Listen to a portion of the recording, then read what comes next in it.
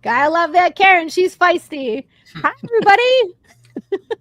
Welcome to the launch party. Oh, my goodness.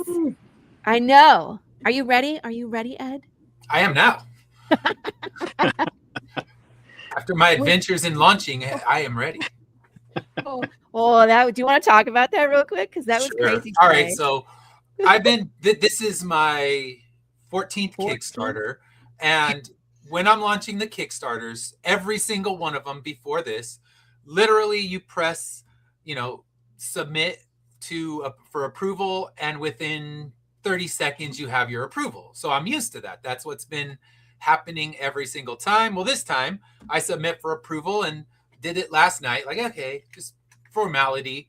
And it says, we'll have you approved by July 7th. So with a launch show today, that's not great news. So luckily I was able to email a few people and they kind of streamlined me and pushed mine through faster. So thank you to the people at Kickstarter for actually making a quick review of the project and letting me launch today, because it looked grim for a minute, because I was not used to it. I'll be ready now. I mean, the next time this happens, if this happens again, it's all on me, because then it's like, all right, you learned your lesson, dummy. Don't do it again. Right. It's just like it's a transition period when they kind of changed the whole process for approvals. And so same thing, like I'm so used to it being auto approved because we've done so many Kickstarters, right? Yeah. And so when they were like, we'll get you it said 2 to 3 days, and it took a week. It took a whole week to get a response. And then I actually got a deny. They were like, sorry, your campaign has too much graphic violence, and that it was specifically one image that they zoned in on it, and it was in my video for about 1 second. And it was, so I was like, this has to be an actual person that's looking at these things in order to see that. You know what I mean? Yeah, it's not AI at that point. No, I know. So yeah, I had to take off a couple of the images because it was Matt Knowles who got me the emails to contact people, and he said, make sure if you have anything with blood, you get it out of there, because if they're going to streamline the approval, they're not going to have a back and forth. It's like it's got to be good from their first look at it, or you're not getting it. So luckily, I was warned by you. I was warned by him. So it is a very clean, blood-free for the first time. No severed heads. Well, kind of. That's it, though. I was worried about the heads on the pole where they're all the heads on the spikes are gone. I got rid of them. Did I? I don't know. Maybe I didn't. But hey, they approved it, so you're through. That's all that matters. Yeah. So, I had to change the Dr. Mann image to not have the completely wrecked one. Yeah. So, I was like, how to explain a zombie world that's not really zombies, you know what I mean, without having graphic. I don't know. It was just like, how do I do this? So had to get creative, which I think we did. So we're going to talk about my campaign super fast, and then I'm going to push the launch button pretty much right away, because I know all of you are here for these pancakes. Let's go. I know. He's super cute, and you're here for these. So awesome. I just wanted to show you super fast that there is a place to get, well, so a note about exclusives. There are some in tiers and there are a few in add-ons. Okay. So if you just want the item, head to the tier. Like if you just want the sad pancake and you don't want all the other stuff, head to that tier and get that one. There's more there. So I think there's 5 of these. I think there's 3 in the tiers and like 2 in the add-ons. And so when you're looking at some of these stuff where like there's 10, there's like 7 in the tiers and then there's 3 in the add-ons. You see what I'm saying? But I did make some available in the add-ons. So that way, if you want a couple, got to get in there quick, but you can get them. All right. So, and again, the green eggs and ham, there's 2 of these guys, and it's the pig. Of course, we named him Kevin Bacon. And then this green chicken, who has not been named yet. So, but I think that would be fun to do a poll during campaign is to name the chicken. So green eggs and ham, that one's available. Again, here's the sad pancake. Now, if you backed all the things and you're like, I really don't need a trade, Laurie, I have a tier that's called I'm just here for the merch. So if you just want a t-shirt, if you just want to restock your hot sauce, here you go. It's $1. You can add on physical add-ons as much as you like. And then there you go. So I made that also available. That's new. We've never done that before. So other than that, it's all pretty much your standard stuff. We have the 2 different sizes. Make sure you're clicking on the right one. So there's the traditional size, and then there's the digest size, which is a 6x9. So, but I always have like a picture on there, and it says 6x9 on it if that's the one. You get it? So standard size for volume 1 and 2. You guys are smart. You can figure it out. So with that being said, I'm going to take this down, and we're going to launch this thing. Ready? Yes. Let's go. The preview. I hope you're ready. People are going to be knifing for those sad pancakes. I'm telling you. I'm ready. Let the fighting begin. Yeah, let the knifing begin. And it's live. There you go, guys. Ooh. By the way, we forgot to introduce Rogo.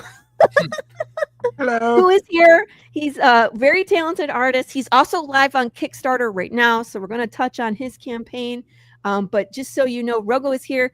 He has done some collaborative work between Ed's characters and my characters, which is super cool. So we're going to see that, and he's going to do some live drawing with us. He just is a cool guy and wants to hang out and have shenanigans with us. So we're going to allow. And he's got a good campaign going too that we'll have to talk about.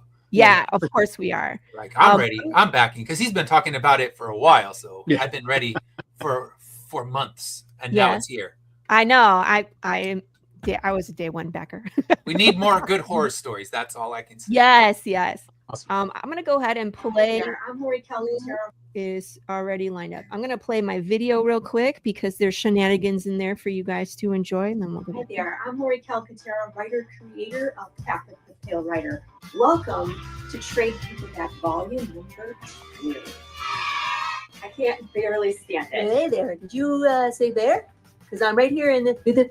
I see how this is going to be. Anyways, I am so glad you were here with me. What a wild ride issues 5 through 8 are. I mean, we started with Sad Pancake, Blister Beetle, Camps of the Undead, Miguel Blanco, Mission Impossible style plans that just blow up immediately, the Undead Retirement Community, and finally, the Golden City. This is where Jude's path has been leading us to issue number 1. And the answer to where death is so close that I can taste it. Oh my goodness, are you new here? Yeah, here's a super fast recap of what the heck is Path of the Pale Rider. Oh, What is Path of the Pale Rider? Oh yeah, Path of the Pale Rider is a Western apocalypse comic book series where death is broken. We're following a cowboy through the wasteland as he sifts through conspiracy theories trying to figure out what the heck happened. We don't have flesh-craving zombies. We have people who soul their lead when their body died and their mind slowly rots. There's no magic bullet to the brain. There's no escape. You feel pain. You decompose. You lose your humanity. And by the way, this affects people, animals, insects, fish. So do you have like 5,000 questions about how this world works? So does everybody else. Is that quick enough for you? So in this campaign, we're taking issues 5 through 8 and we're turning it into a trade paperback. It's going to be 148 pages. We have 2 sizes available. We have this traditional size, looks like this, and then we also have a cute small size digest size, which is 6x9. Is there a catch-up tier? Why, of course there is, silly. In addition to books, you know me, I love merch. There's going to be Sad Pancake plushies. We're going to add to the Undead Petting Zoo. Handmade mini book. Of course, we have hot sauce. Thanks to a certain someone whose initials are BS, we're going to have a Jude St. Clair body pillow cover. Okay, let's talk bonus material. What else is going to be in this book? We have an incredible fan art section. We have more journal entries by Jude St. Clair that are really meaty. See, you say meaty, and I know meat because I am a bear. And I just... Don't miss out on what Jude has to say about Dwayne Fink, Miguel Blanco, Gold, and so much more. Ow. We have the variant art gallery in the back of the book. So all those beautiful variant covers from previous issues are all in the back collected for you to enjoy. And there is a completely original story written by David Howard based in Path of the Pale Rider world. Never seen anything like this. It's super cool to let other people play in the Path scene.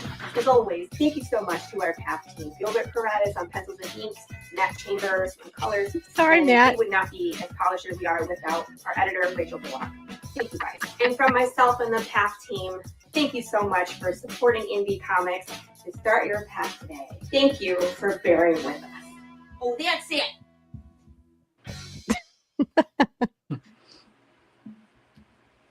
Gotta enjoy this shenanigans. Awesome. Shenanigans. My favorite restaurant. Shenanigans? Shenanigans, yeah. There's a store called Shenanigans?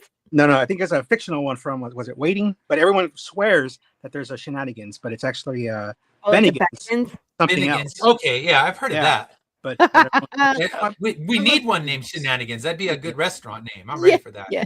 yeah, it was a Ryan Waiters Reynolds. throw fries at you. Yeah. It'd be a good time. Don't they do that at a place? It's called like Dick's Resort or something. They just Something make like that. fun of you and like dump your food on the I've heard table. about and- that. Yeah, they're Yeah. horrible on purpose. Thank you guys. Thank you everybody who's showing up early. I love you. So as I just want to give you a quick peek. This is what trade's going to look like. Oh, there you go. Chris has been there. Everybody who is a returning backer, you qualify for this scratch and sniff sticker. You get a Flapjack the Undead Cat, which I don't understand why he's so stinking cute, but look how cute this cat is. It's like our rotting avocado from the last campaign. It's just cute. It shouldn't be. It should be gross, but Yeah, it should be. Like, you can find intestines are cute out. from the disgusting. But we love them. So everybody's getting one of these. There's a ton of bonus material, as you heard me talk about very quickly in the video. But like the fan art section, you guys, I'm blown away by whenever someone takes the time to draw these characters of mine and to share them. Oh my gosh. Cameron. What? Oh, a special heart and the zip up hoodie and the metal trading card. Wow. Well, you'll get the metal trading card when you back Ed's campaign. This Yeah. one. Oh no, you're talking about the one with Carissa. I haven't even gotten that far yet. That's what you got. I misunderstood. There's another metal trading card, but I didn't explain what it is yet. So again, I just want to point out some of these things. This is a handmade book by me. Like I print the paper, I cut the paper, I sew the paper, I glue it together. I craft the hardcover. You get to pick out the colors for your cover yourself. And then, so I've made a bunch of these for the first campaign. They turned out really nice. So of course we got to see these. These are all made by my friend Eric Voorhees, who goes by Zombie 13, who also shares my dark sense of humor. So definitely get your hands on some, these two. We're going to continue to build. So far, there's the Sad Pancake, which I have one right here, which is super cute. I mean, like, they're so cute, you guys. And like, they're really well made. Make myself big for a second. Look, I mean, he's got all the meaty bits. As he needs. So cute. And this one is technically the saddest pancake because my dog chewed him up. Oh boy. He lost 2 of his legs, and I gathered the pieces and I sent it back to Eric, and he put them back together. So thank you, Zombie. Hey, Sam. Thank you. Here's the sad pancakes, which I'm sure are already all gone. We'll have to look. Hot sauce. It says Now, only if you two are of not these familiar with some of remain. the add-ons that you can get, we premiered a poker box. So we've been doing poker cards as like backer number at bonuses like stretch goals. And thank you, George. Love you guys.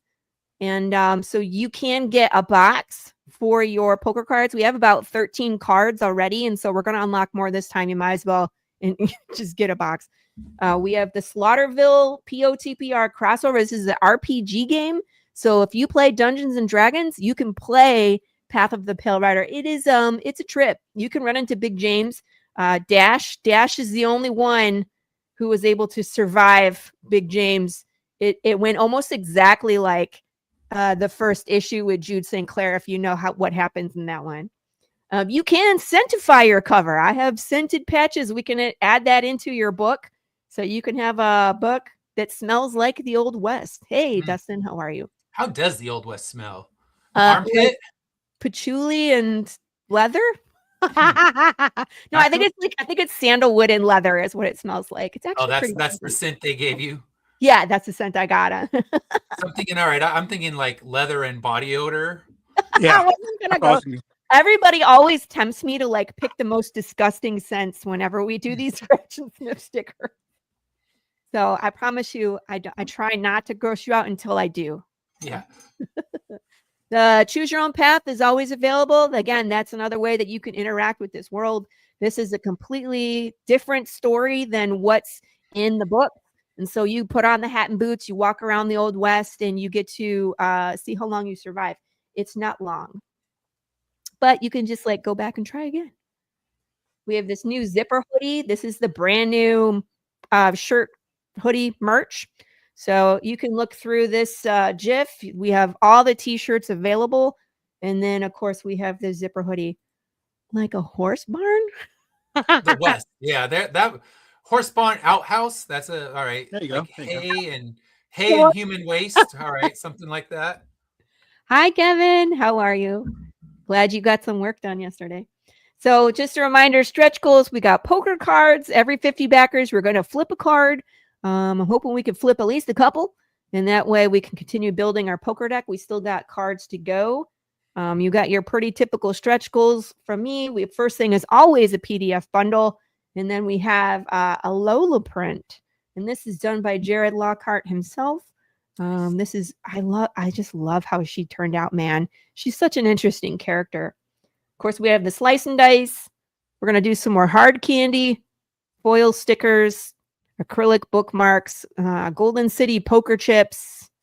There you go. Let me fast forward. Here's our lovely team. Love them all. And then here's where the collaboration starts. So Carissa Grant, she launched Monday for her Western hardcover book. So if you love Westerns, here you go. This is an opportunity. And she also has a ton of cryptids in her story. So we did a crossover print. So if you back on a physical tier for the two of us, so Worthy Chaos, Devastation, and Path of the Pale Rider, you get a free print of Big James, Sad Pancake, and this little guy that's crying, he's a squonk.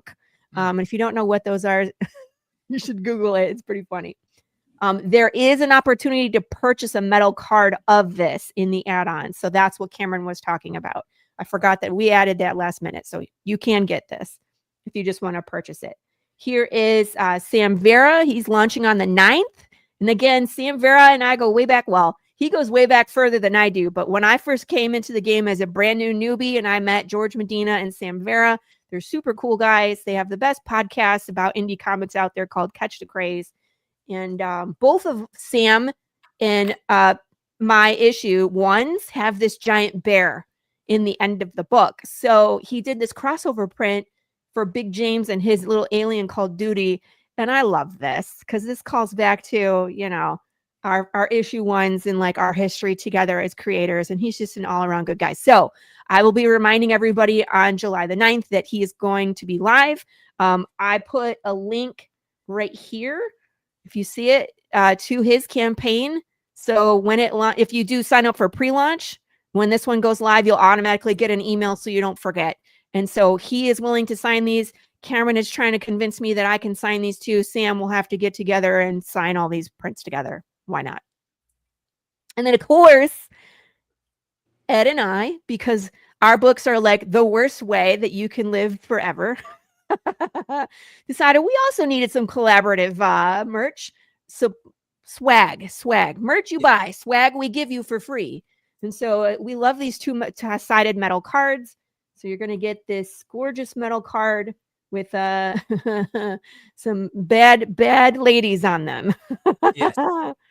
You got to say the line though. What is it? Bitch, please. Oh yeah, that's what Ari would say. No, this is an Ari, but she's met Tristessa, and I believe she said "fuck you, witch." That was her line for her.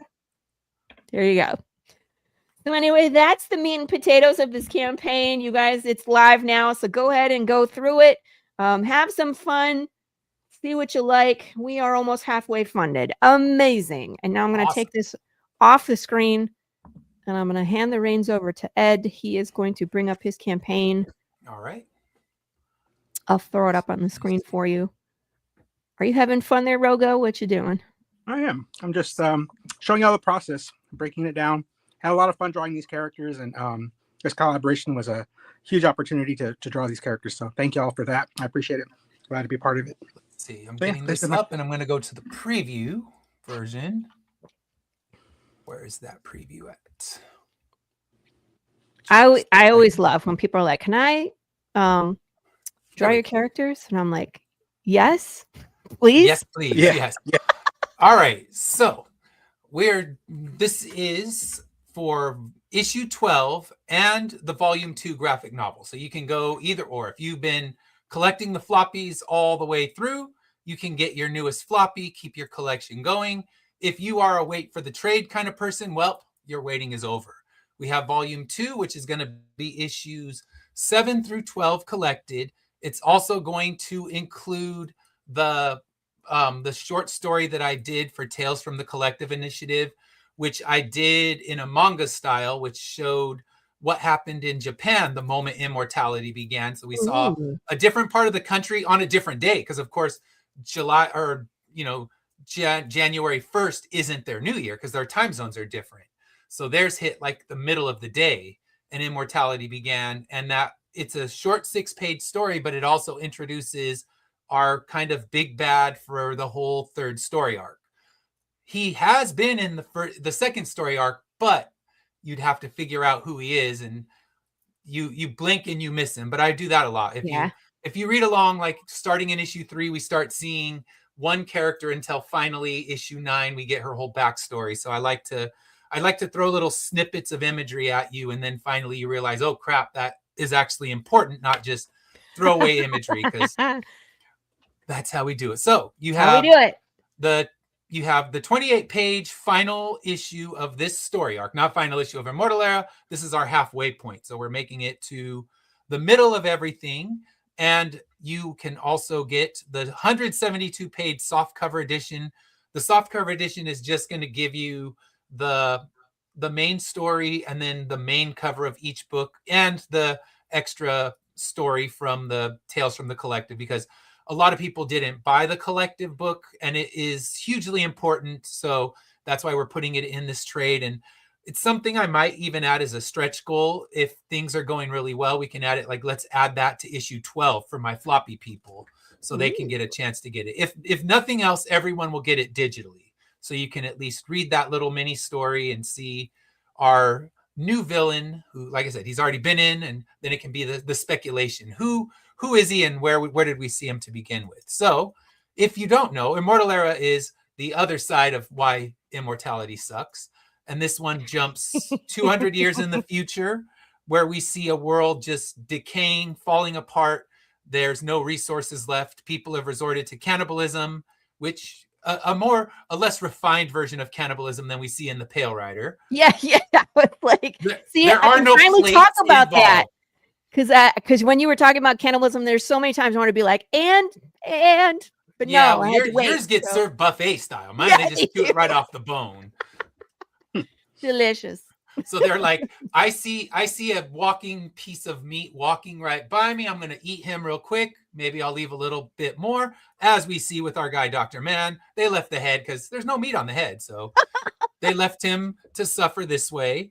And they are on their mission to find the next relic that they need to find. And these relics are the pieces of death. If you're, I guess, kind of spoilers, death is gone and they have to reassemble all the pieces that were chopped apart. But they are now working on getting the second piece, and things are not going well. Ari and Miguel are trapped with a large squadron of aid soldiers. Kimberly has been just beat to shreds by this man, and our guy Rob is tied up by a witch and she's stopped his breathing. So all three of our heroes are in peril. They're doing everything that they can to try to escape this peril and get that piece of death. But this is the issue I've been promising all along, that I blow up my own world. So things are going to get really crazy after this issue because nothing's going to be the same. And that will lead us to our final 2 story arcs where things really get crazy. And my wife still yells at me for a few of the decisions and says, she's like, you need to reconsider. What you're doing is terrible and you're a horrible human being. So that's the kind of stories I love, though. And I'm like, you did what?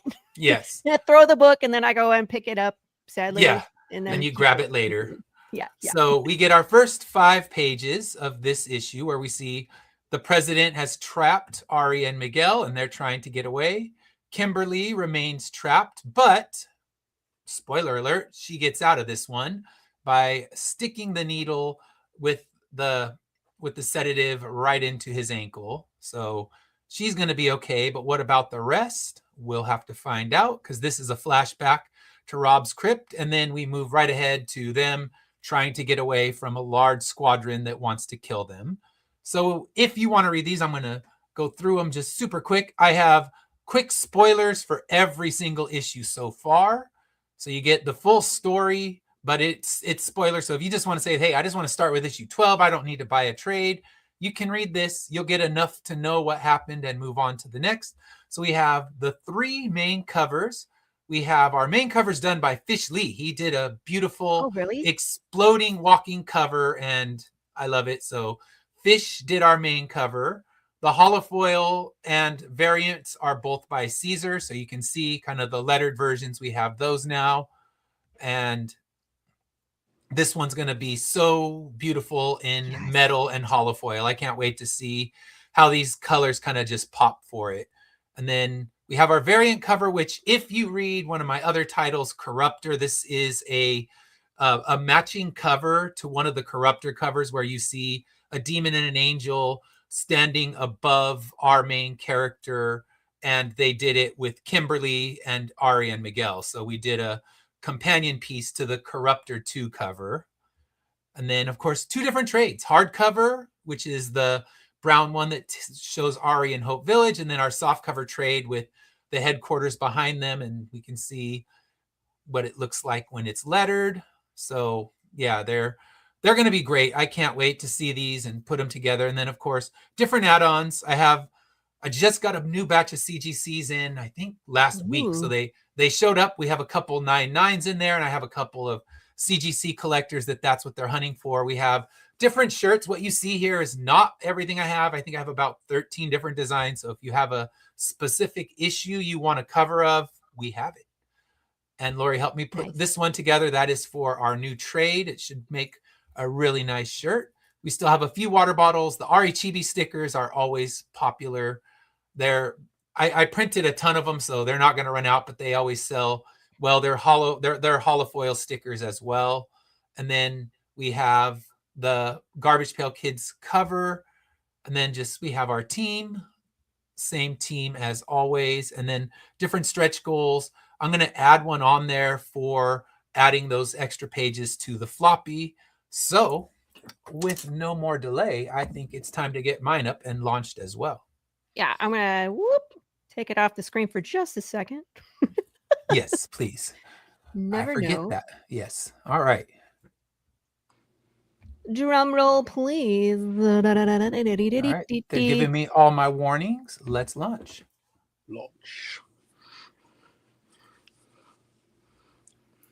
Okay. There it is. Yeah. It is live. Here we go. Right. So we are live.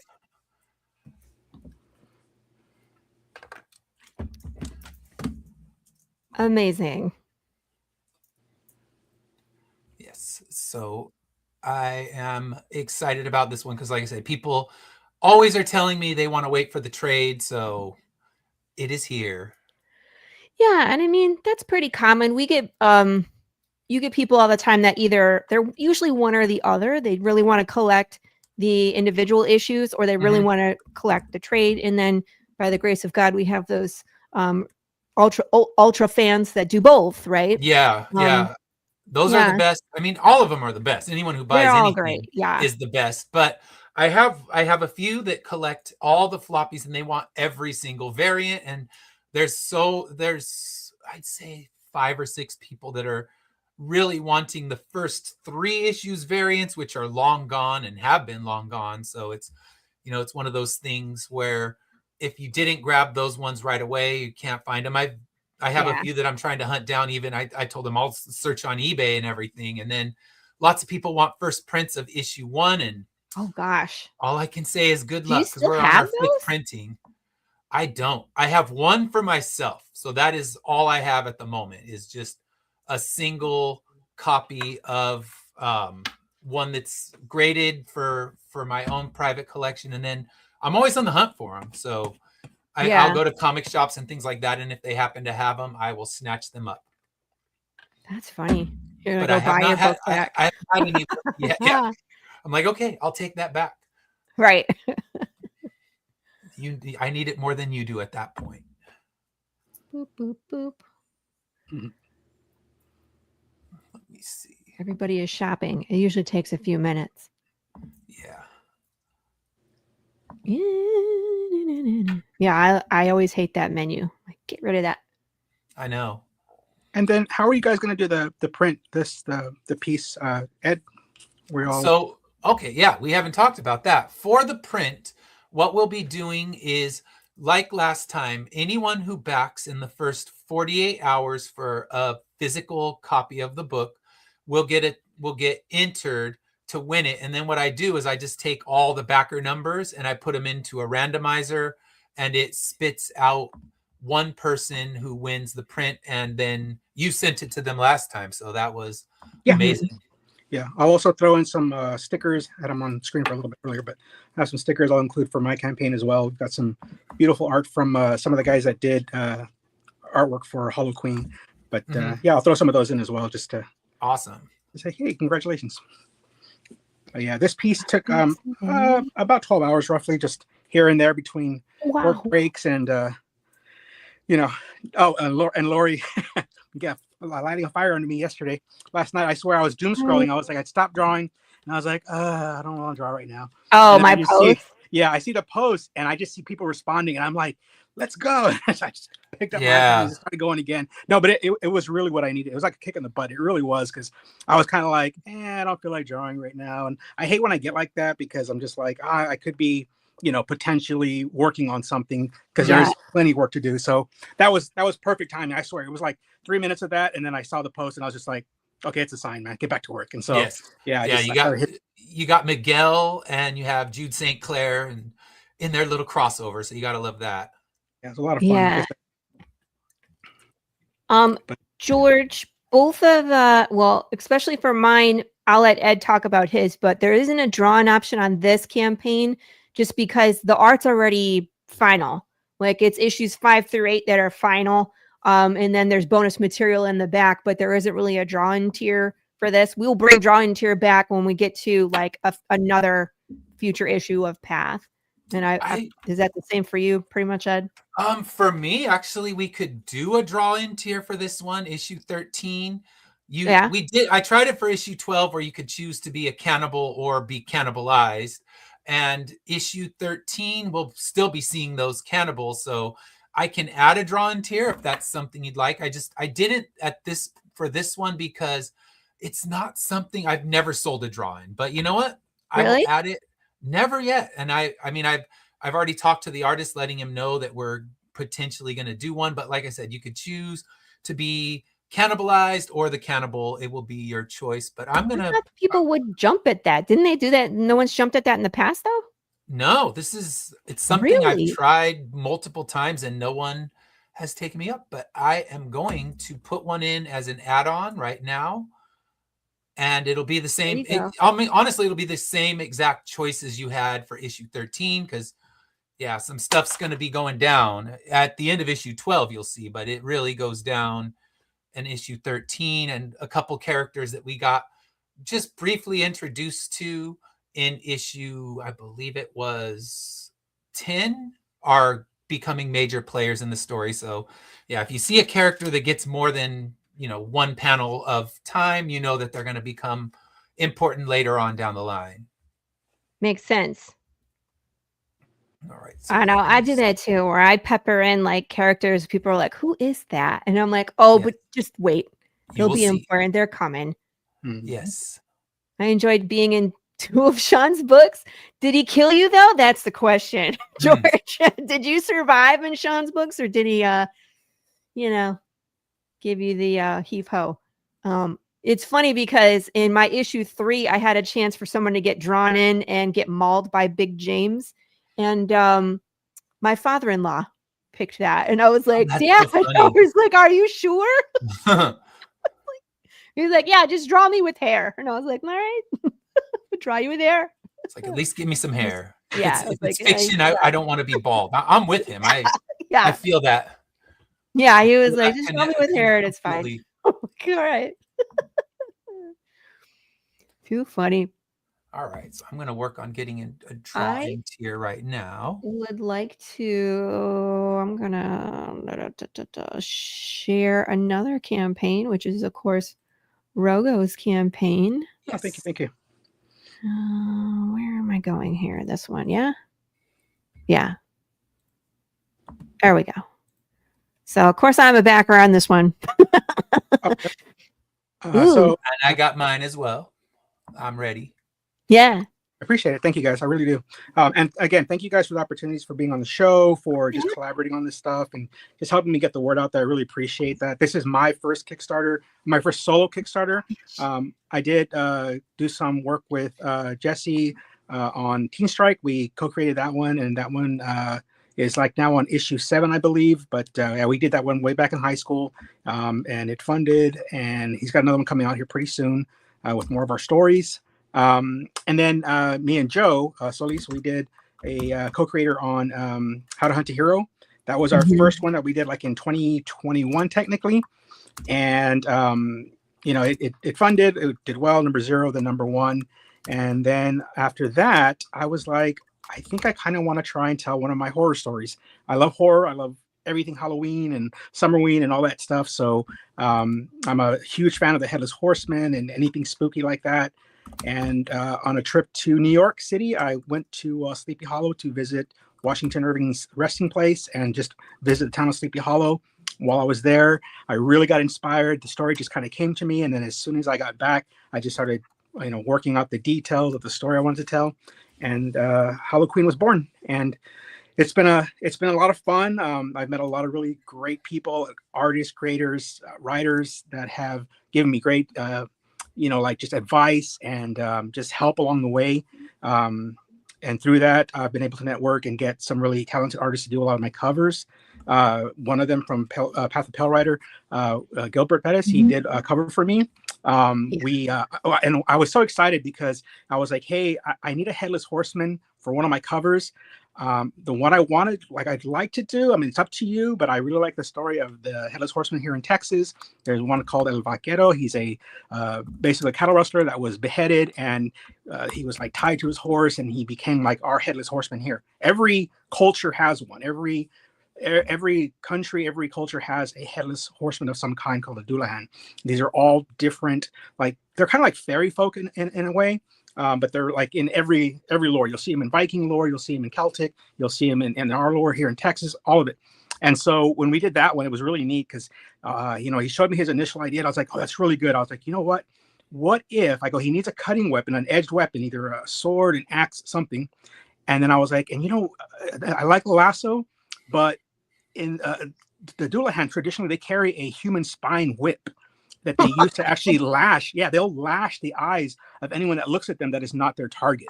And that's kind of like punishment. Terrifying. Yeah. And I was like, let's do something with that. And then he came back and he added the machete and he added that spine lasso. And I was like, dude, that is perfect. That looks so good. So it was a lot of fun working with him on that project, on that cover. And yeah, pretty much all the others too. I mean, it's just been really great. Jesse introduced me to an artist from California, from San Diego Comic-Con. He met him there. He had some horror stuff out that was really strong, really good. And he got us, connected, got us in touch. And he actually does a 8-page origin story within the book. So it's a 32-page Oh, book. wow. Yeah, but he did an origin story of one of the characters, basically the spirit of Halloween that you'll get introduced to in this. And the story in a nutshell is basically, this is a Halloween legend you've never heard of, but you're never going to forget. It's this perennial character named Halloween.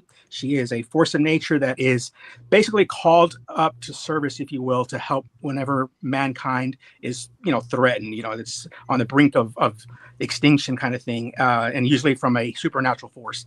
And so this first issue, you're going to be introduced to basically an army of Dullahan, of headless horsemen.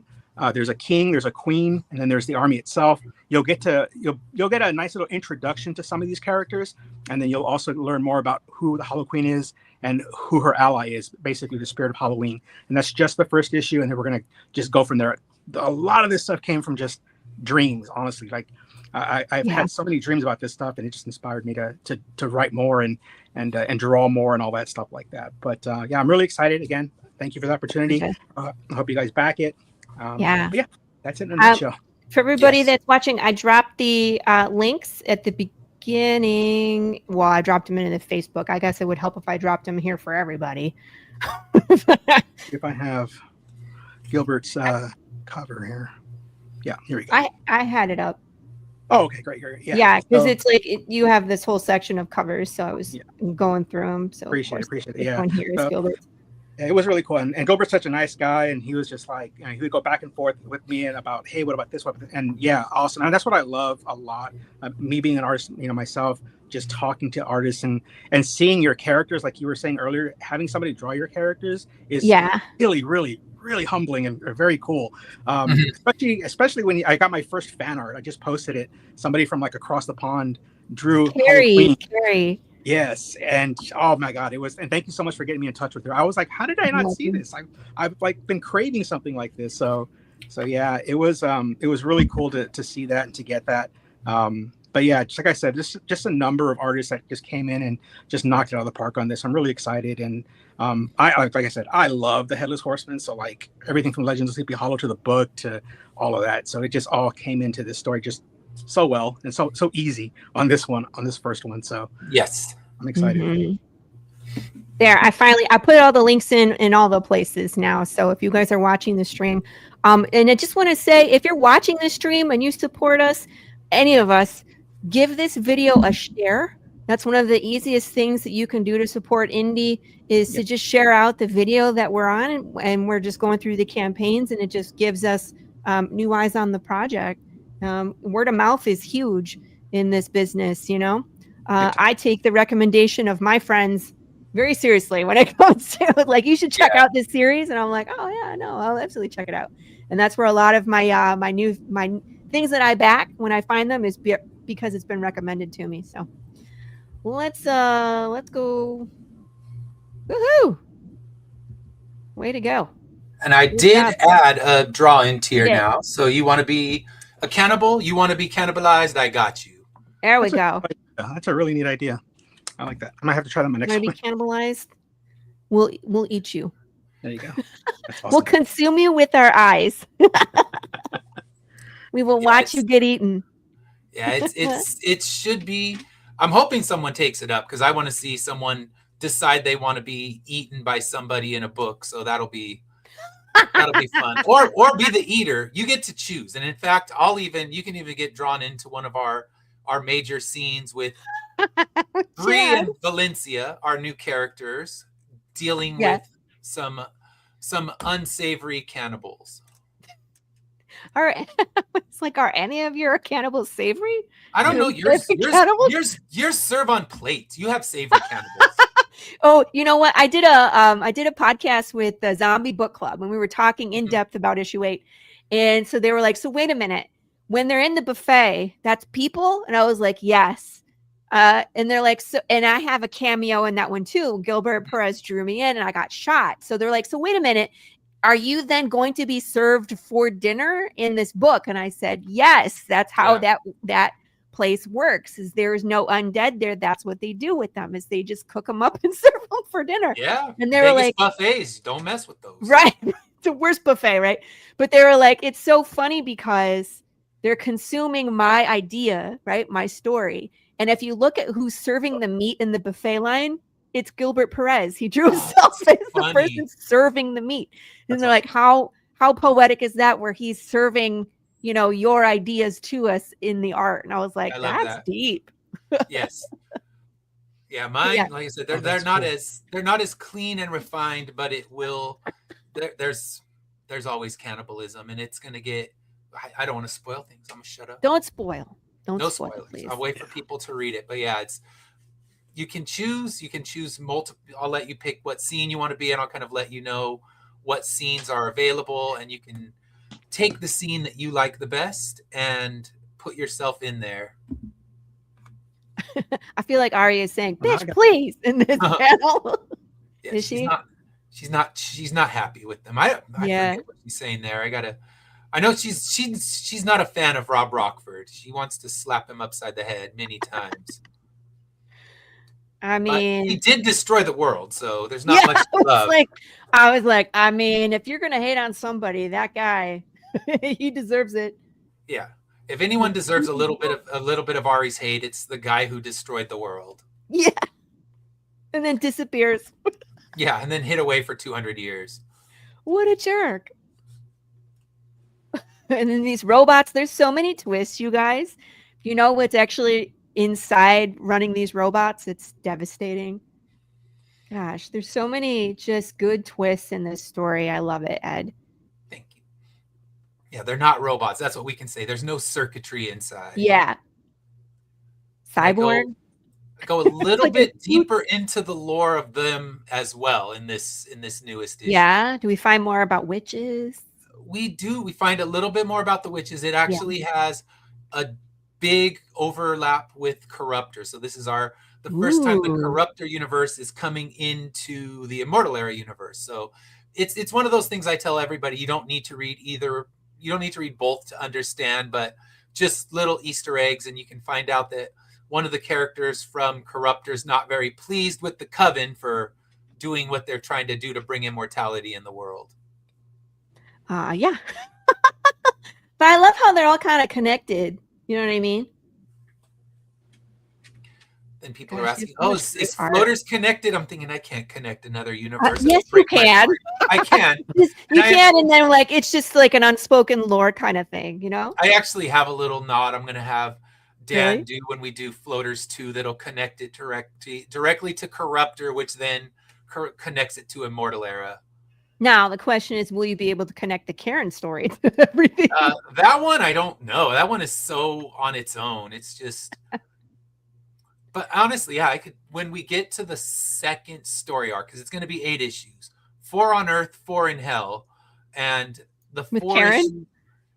When they get down, then we could take it easily to Corruptor at that point. Yeah, that's true. One of the demons walking by, one from Corruptor. Yeah. There's our connection. So I guess everything's connected. I just have a giant MCU verse of the Immortal Era verse. The multiverse of Ed. Yes. This cover, man. This is going to be so hot in holofoil. The foil's going to look so good. Yeah, that looks awesome. I'm looking at him now. Woo. I know. I know. I got a preview of the campaign, so I was like, I already know what I want. Yeah, you're getting one of the last remaining issue 5s. Because I'm not putting them back. Last time you were like, I only got like 1 or 2 issue 5s. So I was like, don't sell them. Like, I want that. I took them out of the box, so they weren't even. I have one damaged one in the box, but generally people buy the trade or they buy an issue 1. They're not buying 1 through 12 floppy. So that's why I'm letting them all go out of print. Besides 1, I mean, 1 and 2 generally, because you can read 2 as a standalone. If you started with issue 2, you could still understand the whole series. So those are the 2 floppies I'll keep in stock, and the rest I'm letting them go out. I don't need that much to lug around. Trades are heavy. That's what you learn. And I find that too. So it's like I learned this the hard way. Is I ordered way too many copies of issue number 4, and of course we did a trade right after 4, and so I still have so many first prints of issue 4 left. And I was just like, this was a mistake, because then once the trade's out, people are generally getting issue 1, or they're just jumping to the trade, right? Yeah, they're not buying floppy like once in a while. I'd say 1 out of every 10 cons, someone wants every floppy I have. Right. Well, and they'll do that. Like I have a whole set of like William Russell variant covers, and so people will get that. Yeah. So I generally, like his following is awesome. Like they just love William's stuff. Hi, Brad. How are you? And he did a good floaters cover for me, and that one at cons still does really well. Yeah. So I always stock his covers for cons, and especially if it's a con that him and I are both at, like. Oh yeah, because then they can go get it double signed. Mm-hmm. Rogo, did we play the whole video of the draw, the time lapse? So do you want to do that? Let me reset it real quick. Let me turn it around. I know. I'm sorry. I was like, oh, he's back on camera, and we didn't do the thing like we said we were going to. Let me see. I'm gonna tip this down. Don't mind my feet. Hopefully you don't see my feet, but I'm gonna flip this down. Beautiful feet. Oh. Yeah. And let me see if I can remember how to do this. Time lapse replay. There we go.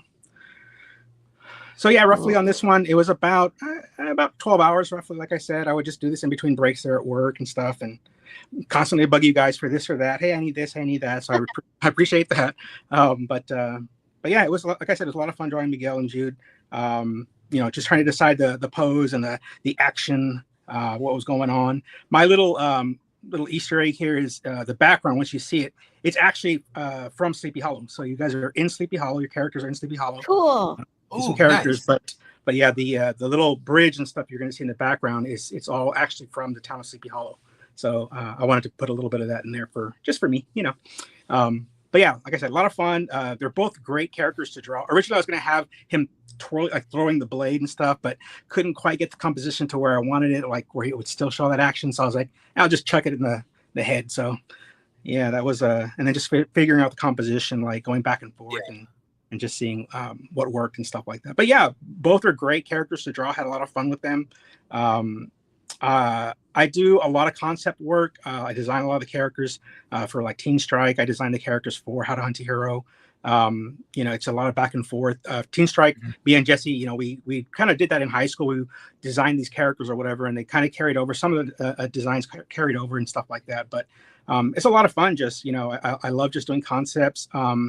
When I first started doing cons and stuff, I worked a lot of Artist Alley booths, and one of the things I would do is now you can do it with AI, which kind of sucks, but what I used to do is offer to draw you as a superhero. You would come up, you would basically give me your like FBI profile, who you are, what your powers would be, your favorite colors, just a nice little breakdown of who you were and what you would want to be. Do you want to be a good guy, bad guy? And I would design you an original character. And so I did that for about I don't know, maybe 10 years, and then after that took a little bit of a break, and 2021, me and Joe started working on How to Hunt a Hero, and yeah, the rest was kind of history. I just started to learn about the indie comic world and the community and stuff like that. And like I said, for me, it's been a very positive experience. I love working conventions. I love talking to people. If you can't tell, I love to talk.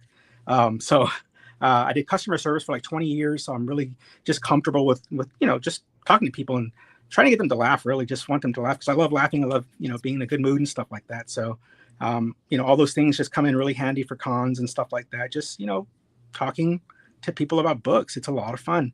Yeah. And I take that with my artist stuff. I've been doing this since like junior high. So about, 100 years, just refining the process. Yeah. Refining the process and just, I'm constantly learning. Even this, like I normally traditionally draw on pencil and paper. That's my butter, my bread and butter.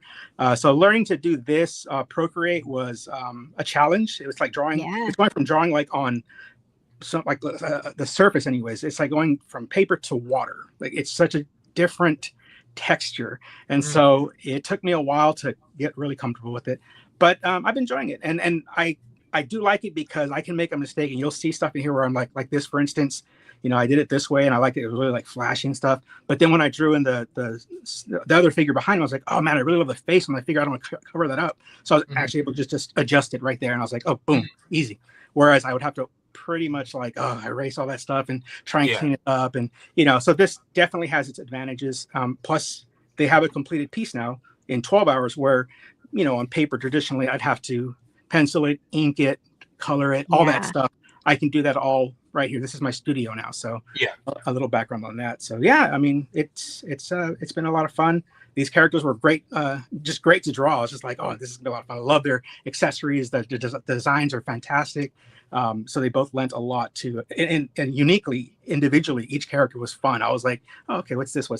I still got to learn what this little thingy is right here, like how to draw that thingy. So I kind of cheated that a little bit, just because I hadn't quite got that down yet. But I think I got all the other aspects in there pretty good. But yeah, a lot of fun. Like I said, drawing like undead, creatures, monsters, and stuff, a lot of fun. Yes. I do actually do an homage to Night of the Living Dead, or not, sorry, Return of the Living Dead.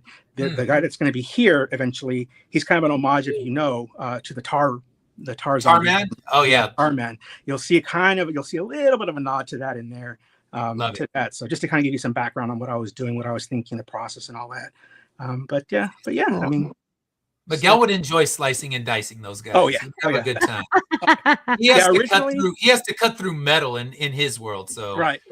Flesh and bone, piece of cake. Yeah. So originally I had him cutting. He was like actually cutting like an arm off or something like that. But I was like, the knife in the head is pretty good, so I'll just leave the. I had to show the swords. Yeah, I had to. He was like, back off! I already got insurance on my car. I don't need you. But yeah, but like I said, both really fun to draw. I enjoyed it, and again, I am very grateful for the opportunity to work with you guys, both of y'all, very much individually, and in this duo. So good luck on the campaign. It looks fantastic. Looking forward to the books. I've been following you guys for a while, so I just love seeing what you guys are doing, learning from you guys too. So it's been fantastic. We're a good community. We like to find new people and take them under our wing. And be I appreciate it. Now you're one of us. Yeah, I say solo, but it really is they say it's a village. It really is. So like Jesse, I want to give him a shout out real quick. He polished up the Kickstarter page. I mean, it was bare bones when I had it up. I was just like, oh man, it looks very kind of like plain Jane. Like I need more like, that pizzazz, whatever that the way it looks now. And so he went in there, we stayed up a couple nights, like 3 a.m, just hammering that out. And then Joe Solis, my partner and friend on How to Hunt a Hero, he kind of like helped me set up the skeleton, like the bare bones of it. Like we got all the, the dots, all the dots and T's and all that stuff taken care of. So, I learned a lot. There's a lot more to learn. I still have to actually do all the shipping and all that stuff, but I got a great support team there with Jesse and Joe. So I'm pretty confident in all that. So I was going to say, if you were going to pick any two guys to like, I'm going to do my very first campaign, will you kind of like teach me your ways, oh sensei? Right. Like those two guys are great. Yeah. So, they know what they're doing. Yeah. I got one of the books right here. Just got it in. Appreciate it. Thank you. Yeah, but it's been fun. And like I said, it's the hardest thing, I think, the biggest challenge with this book of this Kickstarter was doing it. Like just, and it's funny because we have a lot of people that will come up to us. The number one question we get is, hey, I want to start my own book. What do I need to do? How do I get started? And, we even do like little, what do you call those things? Like little panels about how to do that, because we get asked so much. But then actually doing it, like practice what you preach kind of thing, it was like, okay, now I got to do it, and I got to convince myself, hey, let's do this. And so it took a little bit convincing myself, talking back and forth to myself, and I was like, I really want to do this. So I'm really happy to see it fund and just the support that it's gotten. So so I appreciate it. Funded day one, and it was it just went so quick. I was so proud of you. You know what I mean? Because we had talked about it a couple times, and it's always a trip to see things actually go live and to see people show up and support. Like it's just incredible. And so watching your campaign just go, it just made me so happy. So I appreciate it. Thank you so I'm much. so Yeah, and excited.